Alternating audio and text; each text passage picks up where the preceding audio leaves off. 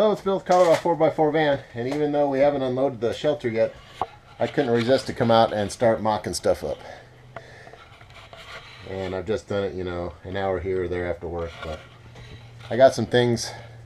I marked out some things while I was waiting for the trailer to get fixed out in Springfield. I had to wait about an hour and a half there for the guy to look at it, so I marked out some things from memory. But first time I was able to get it here and actually lay out some things to make sure my actual scale drawings I made are gonna match. Oh, there's little Z. Hey, little Z, you coming in? Anyway, this is the mattress from the original mattress from the van. It's a RV size queen, so it's only 74 inches long by 60 inches wide. I'm planning on putting a regular size queen in here, but you can see I have plenty of room. Now the exact measurements of this, width-wise, 6'8". Height-wise, and I'll talk about this piece of subfloor I took out, but height-wise from the subfloor to the ceiling, 6'2". There's little Z doing some exploring. So that's 6'2". So you're 6'8" wide, 6'2" high inside, and about 13 feet 8 inches long inside. So that's the exact measurements. I looked far and wide, and it was so hard to find exact specs on these. I did find some drawings, but they weren't verified anywhere. So now we know. About 13 foot 8 inches, 13 foot 9 inches in between inside, 6'2" height, 6'8" wide. So this is 6'2", this mattress. So you can see I still have it on both sides. And I'll go into how I'm going to build everything later, but I just want to give you a preview. This is about where the bathroom's going to sit. Once this door is all gone, the door will be moved over here. But I'm going to seal off this whole back, we'll get rid of the door, we'll get rid of all these compartments, those will all be gone, and I'll sheet that solid. And this is where the bathroom will sit. And this is where I had originally marked out to be able to room for the bathroom in my drawings. So I think I'm going to split the difference, and then at the bottom I'm going to angle up a little bit and then go straight up. So the pan will still be that size, but up where you have your arms and everything, you'll have a little more room. And there'll be kitchen counter here all the way over to the bed. Sink will be here. Cooktop will be here. My fireplace heater will be here, and then my electrical box, my electrical components will be here. You can kind of see the bed will be this high, the platform will be that high, and then the mattress will be above that, out to there. On both sides, it's kind of more clearly marked over there. And then the upper bunk, the platform will be to here, the mattress will be a little above that.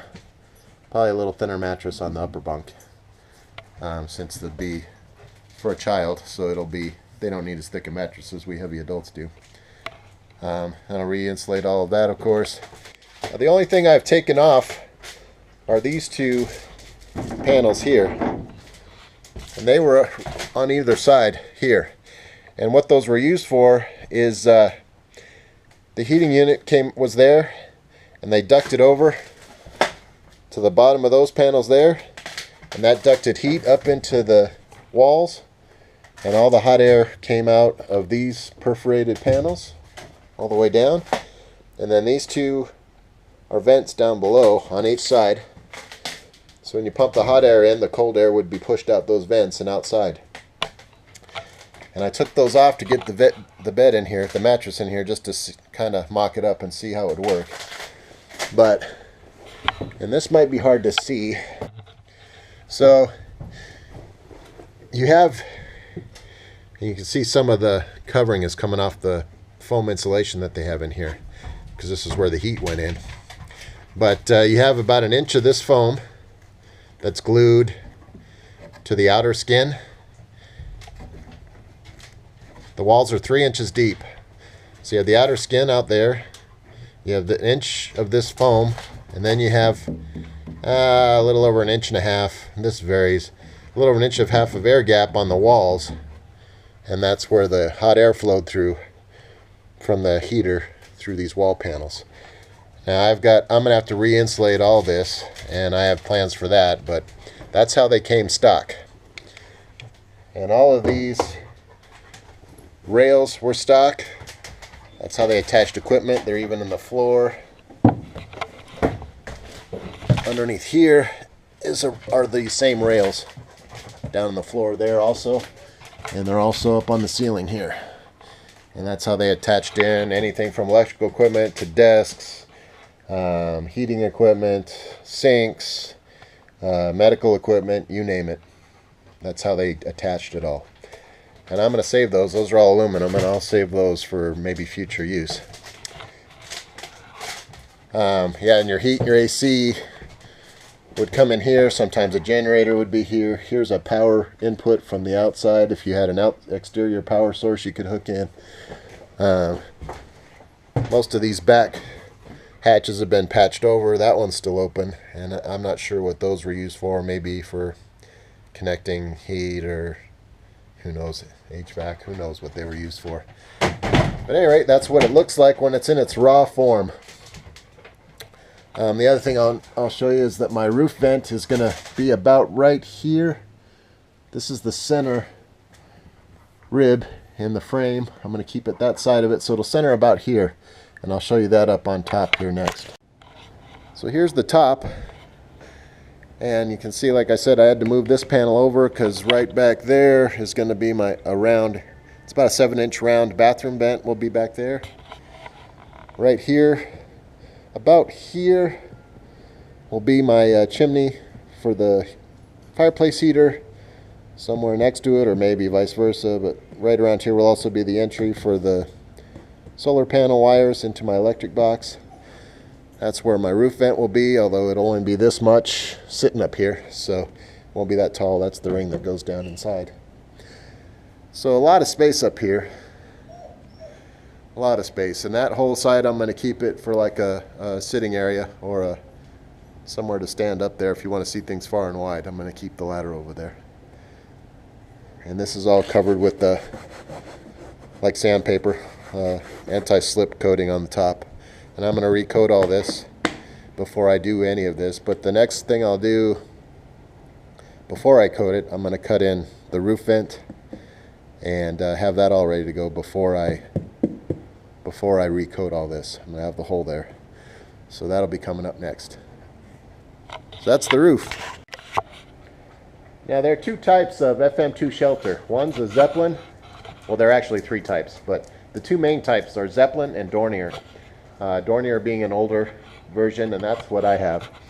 And you can tell the difference because the Dorniers have rivets on the outside, where the Zeppelins are totally smooth.